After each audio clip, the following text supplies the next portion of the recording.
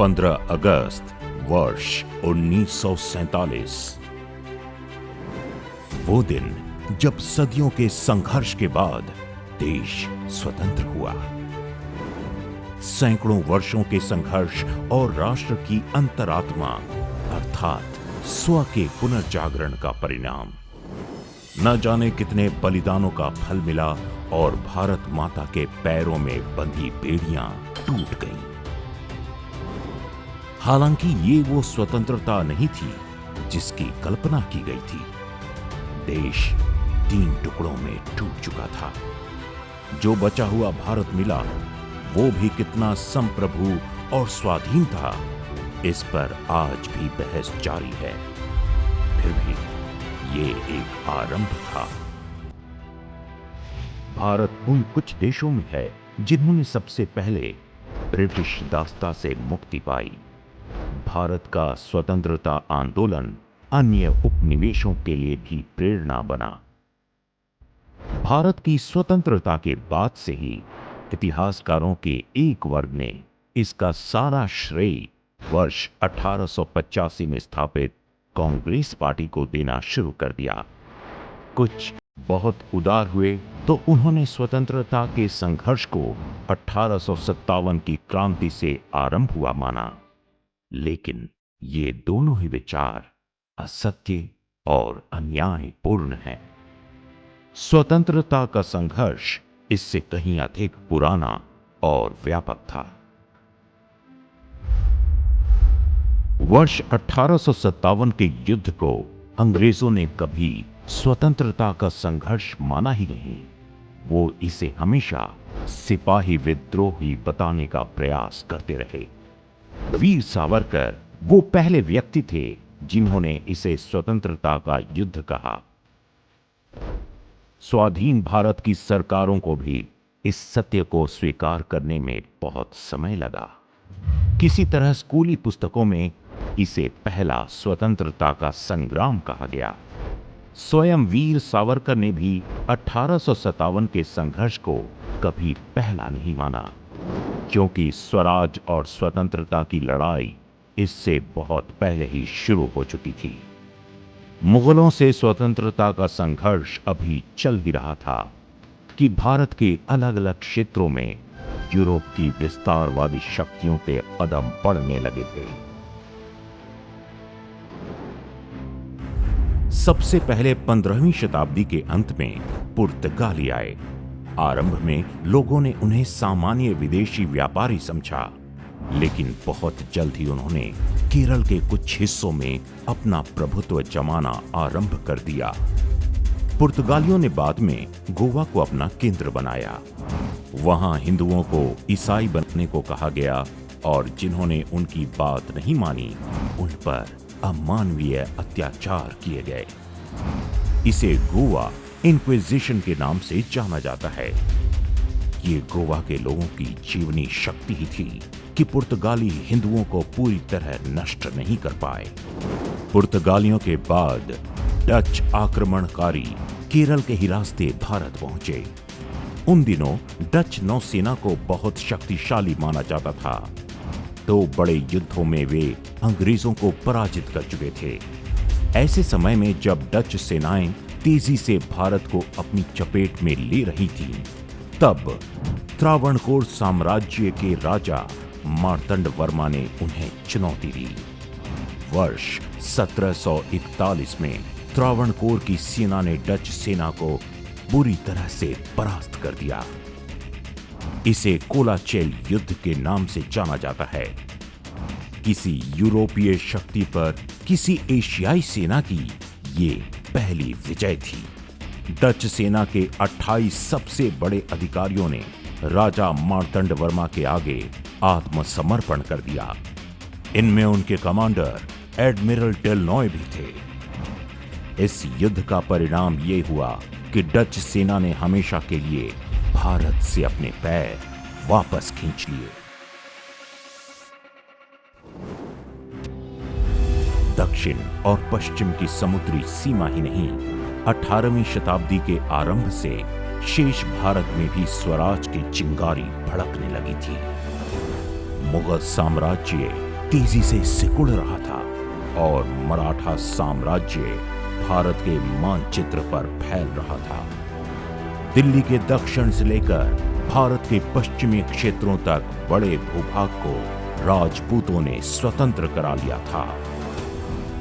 दिल्ली से लेकर मथुरा, आगरा और गंगा के मैदानों तक बड़ा क्षेत्र राजा सूरजमल के नेतृत्व में जाटों के अधिकार में आ चुका था। पंजाब में बंदा बहादुर के नेतृत्व में सिखों का आधिपत्य स्थापित होता जा रहा था। दक्षिण में मैसूर का वाडियार राजवंश तेजी से अपना प्रभाव क्षेत्र बढ़ा रहा था। केरल और तमिलनाडु के एक बड़े क्षेत्र पर त्रावणकोर साम्राज्य का ध्वज फहराने लगा था। 18वीं शताब्दी के आरंभ का भारत का मानचित्र देखें तो भारत बहुत हद तक मुगलों और अन्य आक्रमणकारी शक्तियों से स्वतंत्र कराया जा चुका था। ये लगभग 100 वर्ष का कालखंड था जब लगभग पूरे भारत पर भारतीय राजाओं का ध्वज लहरा रहा था। मुगल साम्राज्य मात्र दिल्ली के लाल किले तक सिमट कर रह गया था। यही वो समय था जब ब्रिटिश ईस्ट इंडिया कंपनी अपनी औपनिवेशिक चालें चलना शुरू कर चुकी थी। 18वीं शताब्दी के उत्तरार्ध में ईस्ट इंडिया कंपनी कई हिस्सों में शक्तिशाली हो चुकी थी। अंग्रेजों के विरुद्ध क्रांति का पहला बिगुल फूंकने का काम किसी राजा रजवाड़े ने नहीं बल्कि साधु संतों ने किया था। इसे सन्यासी विद्रोह के नाम से जाना जाता है। इनका केंद्र बंगाल और बिहार में था। साधु संत अपने गांव शहर से तीर्थ स्थानों तक आते जाते रहते थे और गांवों में रहने वाले किसानों और कारीगरों में जागरूकता पैदा करने का काम करते थे। अंग्रेज इस खतरे को भांप गए और उन्होंने सन्यासियों को लुटेरा घोषित करके उनके कहीं भी आने जाने पर प्रतिबंध लगा दिया। इससे भड़के साधु संतों ने अंग्रेजी ठिकानों पर हमले करने शुरू कर दिए। ये विद्रोह वर्ष 1763 से 1800 के बाद तक चला। इसे कुचलने में अंग्रेजों को लगभग 50 वर्ष का समय लगा। वर्ष 1882 में बंकिम चंद्र चटर्जी ने सन्यासी विद्रोह पर आधारित उपन्यास आनंद मठ लिखा और इस तरह से इसी आंदोलन से राष्ट्रगीत वंदे मातरम का जन्म हुआ।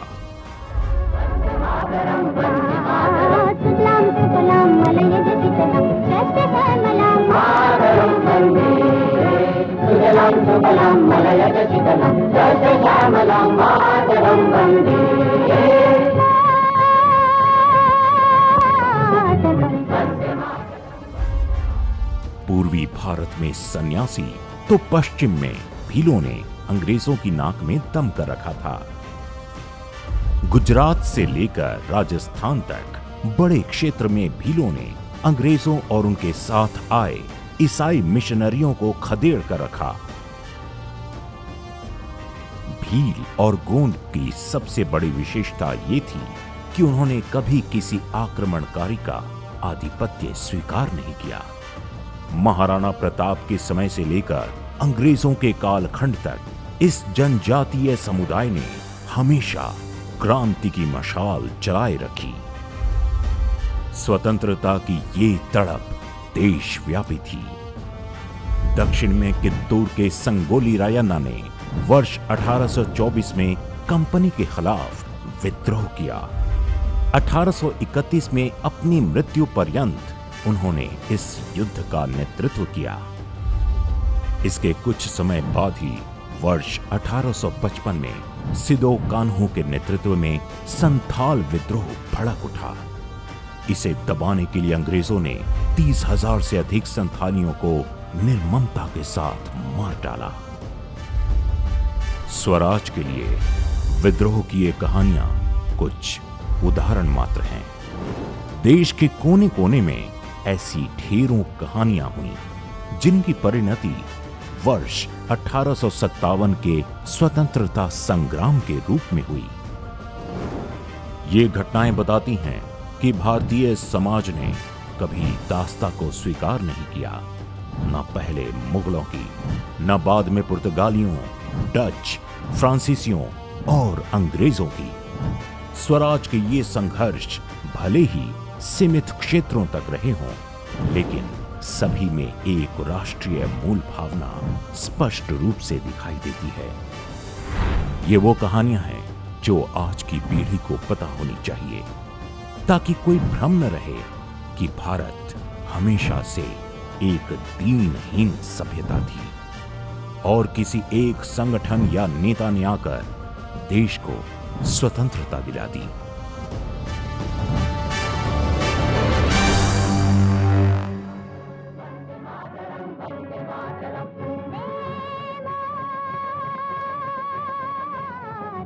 वंदे